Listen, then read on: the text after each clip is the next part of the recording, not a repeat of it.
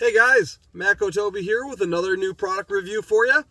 Today I'm going to highlight something from Milwaukee that I'm pretty excited about that they finally updated, and that's going to be their right angle die grinder. So they're moving from part number 2485-20 to 3485-20. And this is a massive step up in quality in this particular tool. So I love Milwaukee tool and everything they're doing. They're making such great products across the board, and I'm sure most of you guys are using Milwaukee tools as well. But one item I kind of thought was lacking was their previous iteration 90-degree die grinder. They have their Power State brushless motor in that tool.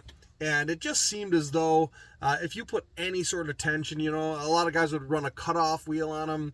And if you put any sort of tension down in on that, it would have like an overload protection that would cut that motor out. And I'm sure most of you guys that have used it have experienced that, and it was a pretty frustrating thing. Some people didn't seem to mind. They understood you needed to be a little bit more delicate with it, but as most of us are as technicians and mechanics out in the industry, we're going to beat the piss out of everything we can, and I didn't quite think that die grinder had enough snuff to keep up with what the abuse was that we were all going to be putting them through. But that's why I'm pretty happy to see a welcome change into this new one. So what you can see here in difference, the collet is actually stubby to the body, and they added a button on the bottom side here, and now you can just hold that button in, and that's going to lock that collet in place so you can turn out and swap out to your different pieces. Another major change over the last iteration is we're looking at the LEDs on the front side, almost like the impacts. The old one had an LED that would sit down at the base and kind of shine up.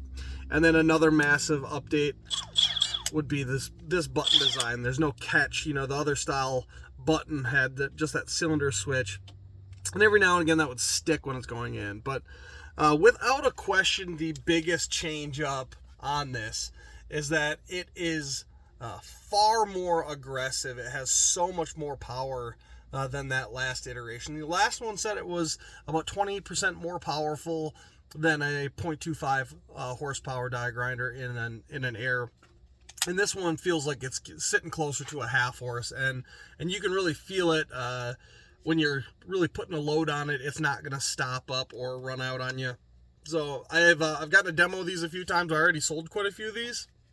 I just finally am getting around to doing a video, but I gotta give props where props are due to Milwaukee, because this was a massive update that made this tool substantially better than the last iteration. So if you haven't seen one yet, feel free to reach out to your local distributor. I'm sure they can get their hands on them.